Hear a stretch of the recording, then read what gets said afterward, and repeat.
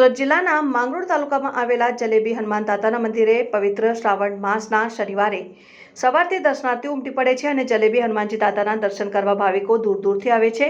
હનુમાનજીનું ચમત્કારિક મંદિરે માનતા પૂરી થતા ભક્તો દાદાને જલેબીનો પ્રસાદ ધરાવતા હોવાની જલેબી હનુમાન દાદાના નામથી ઓળખાય છે। ત્યારે હાલ ચાલી રહેલા પવિત્ર શ્રાવણ માસમાં શનિવારના રોજ હજારોની સંખ્યામાં ભક્તો જલેબી હનુમાન દાદાના દર્શનાર્થે ઉમટી પડે છે।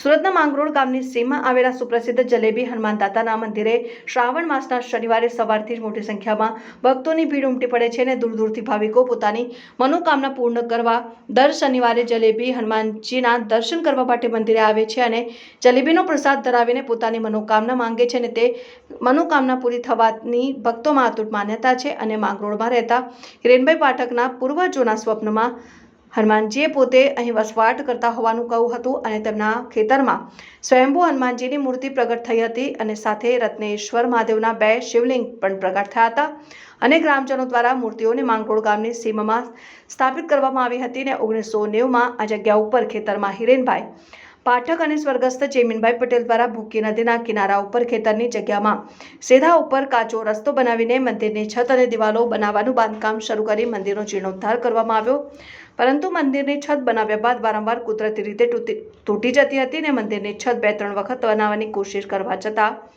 બનાવી શકાઈ ન હતી, જેથી દાદાએ સંકેત આપ્યો હતો કે મંદિરની છત બનાવવામાં ન આવે અને શનિ સિંગણાપુર દાદાની જેમ ખુલ્લામાં અમારી સ્થાપના કરવામાં આવે। એટલે હનુમાન દાદા મંદિરની છત વગર ત્યાં બિરાજમાન થયા હતા। ખેતરમાં લીમડાના ઘટાદાર વૃક્ષ નીચે જ હનુમાન દાદાને બિરાજમાન કરવામાં આવ્યા હતા। હાલ લીમડાના વૃક્ષની નીચે દાદા બિરાજમાન થયેલા છે અને તેમનું ઘણા વર્ષો પહેલા લીમડાવાળા હનુમાન દાદા નામ રાખવામાં આવ્યું। હનુમાન દાદાની બાજુમાં જ રત્નેશ્વર મહાદેવના શિવલિંગની સ્થાપના કરવામાં આવી, જે હાલ લીમડાના ઘટાદાર વૃક્ષ અને બીલીપત્રના ઝાડ નીચે છે। સામાન્ય રીતે બીલીપત્રનું ઝાડ કાંટાવાળું હોય છે અને અહીંનું બીલીપત્રનું ઝાડ કાંટા વગરનું છે, જે હનુમાન દાદાની મૂર્તિને છાંયડો આપે છે અને વર્ષોથી મંદિરે આવતા ભક્તો દ્વારા દાદાને જલેબીનો પ્રસાદ ધરાવવામાં આવ્યો હતો।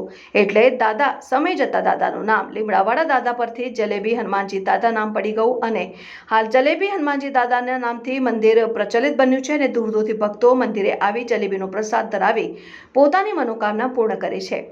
ભક્તો શ્રદ્ધાપૂર્વક 3, 5 કે 11 શનિવારની માનતા રાખે છે અને માનતા પૂર્ણ થવાથી ભાવિકોમાં અતૂટ આસ્થા હોય છે અને ઘણા બધા ભાવિક વિદેશ જવાના વિઝા માટે પાસપોર્ટ લઈને દાદાના દર્શન કરવા આવે છે અને પાસપોર્ટ દાદાને અડાડીને વિઝા માટે એપ્લાય કરતા વિઝા મળી જવાની પણ અતૂટ માન્યતા છે।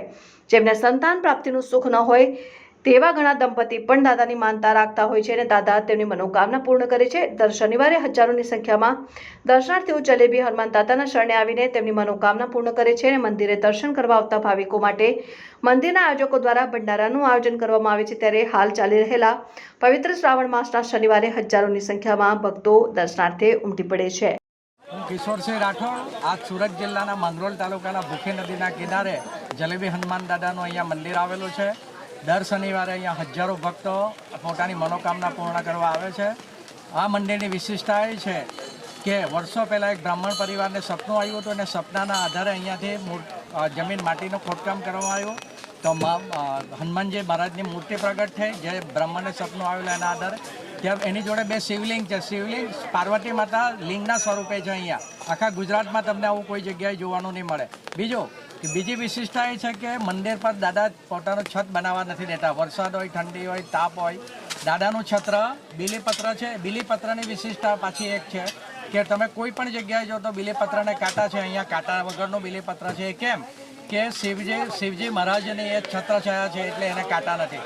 અને પાછળ જે લીમડો આવેલો છે એ લીમડાના ભાગમાં એ હનુમાનજી દાદાની છત્ર છાયા છે। એ હનુમાનજી દાદાનું ઠંડી, તાપ અને વરસાદથી રક્ષણ કરે છે। બીજું, અહીંયા દર શનિવારે 7000 માણસોની મહાપ્રસાદી થાય છે। છેલ્લા 5.5 વર્ષથી આ પ્રસાદી થાય છે। પ્રસાદી માટે જે કોઈ દાતા નામ નોંધાવે તો 2026નું બુકિંગ છે। બુકિંગના આધારે એમનો નંબર આવે ત્યાર પછી એમની પ્રસાદી માટે એમને આમંત્રણ આપવામાં આવે। પણ આટલા મોટા ભંડારા માટે એમને પૈસાનું કંઈ કહેવામાં આવતું નથી। પૈસા તમે જે આપો તો 1 રૂપિયો આપો તો 1 રૂપિયામાં 7000 માણસનો ભંડારો થાય છે। કે અહીંયા દર શનિવારે જે મુખ્ય મહારાજ છે એ ખોરા વિધિ કે જે વહુ દીકરીઓને સંતાન પ્રાપ્તિ નહીં થતી હોય એના માટે અહીંયા આવે છે અને ખાલી ફળ આપે છે, કોઈ પરેજીની કોઈ નહીં। એ રીતે અહીંયા કંઈક હજારો બેન દીકરીઓ વહુ દીકરીઓને અહીંયા સંતાન પ્રાપ્તિ થઈ છે. બીજું, અહીંયા અમે કોઈ અંધશ્રદ્ધામાં માનતા નથી. કોઈ પણ અહીંયા ધૂણે કે એ કરે એને અમે અમારા પરિસરમાંથી બહાર મૂકી દઈએ છીએ.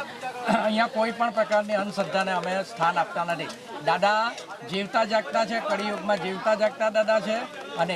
અને સીધી જ એમની પ્રાર્થના છે. જલેબી હનુમાન એવું કોઈ નામ નહીં હતું, પણ એક ભક્તજને પોતાની મનોકામના પૂર્ણ કરવા માટે અહીંયા આવ્યા. દાદા કે મારે જલેબી જેવી ગૂંચ છે, એ ગૂંચ હું કાઢવા જાઉં છું તો તૂટી જાય છે અને સીધી થતી નથી. તો હું તમારે ત્યાં 100 રૂપિયાની જલેબી અને 5 શનિવાર ભરી જઈશ એવી માનતા માની. તો એને બીજા શનિવારે ભક્તજનનું કામ થઈ ગયું એટલે એણે અહીંયા આવીને વાત કરી કે ભાઈ મેં આવી રીતે 100 રૂપિયાની જલેબી અને 5 શનિવારની બાધા રાખી હતી, મારું કામ પૂર્ણ થયું એટલે એનો પ્રચાર પ્રસાર થયો. એટલે એના આધારે જલેબી હનુમાન દાદા નામ પડ્યું. દર શનિવારે અહીંયા 3 ટન એટલે 150 મણ જલેબી દાદાને ચડે છે. અહીંયા જે ચડતા નારિયેરો છે એ નારિયેરો અમે ગૌશાળામાં મફત આપી દઈએ છીએ કે ભાઈ અહીંયાથી ગૌશાળામાં લઈ જાય. બીજી વિશિષ્ટતા એ છે કે અહીંયા પાસપોર્ટ વિઝા તમારે કોન્સ્યુલેટમાં વિદ્યાર્થી કોઈ રેન્કની પરીક્ષા આપતા એમાં રેન્ક નહીં આવતા હોય તો અહીંયા દાદાના ડાબા પગે પાસપોર્ટ અડાડીને તમે માનતા માનો 100 રૂપિયાની જલેબી ને 5 શનિવારની તો એ તમારી માનતા પૂર્ણ થાય છે. એ રીતે દાદા આટલા ચમત્કારી છે તો જ આટલા લોકો આવે છે અને બધાના કામ થાય છે. ને દાદા બધાના જ કામ કરવા માટે તત્પર રહી છે. તમારામાં શ્રદ્ધાનો વિષય હોવો જોઈએ, આસ્થાનો વિષય હોવો જોઈએ. મુખ્ય તો છેલ્લે આસ્થાને શ્રદ્ધા જ આવે છે. જય શ્રી રામ. હું અહીંથી કઠવાથી અહીં આવું છું દર્શન માટે અને ઘણા સમયથી આવું છું. અહીં શ્રાવણ મહિનાના પહેલા શનિવારે ઘણી ભીડ જોવા મળી છે અને અહીં દરેક ભાવિ ભક્તો આવીને જલેબી ચડાવે એમની મનોકામના પૂર્ણ થાય છે અને દાદા મનોકામના પૂર્ણ કરે જ છે.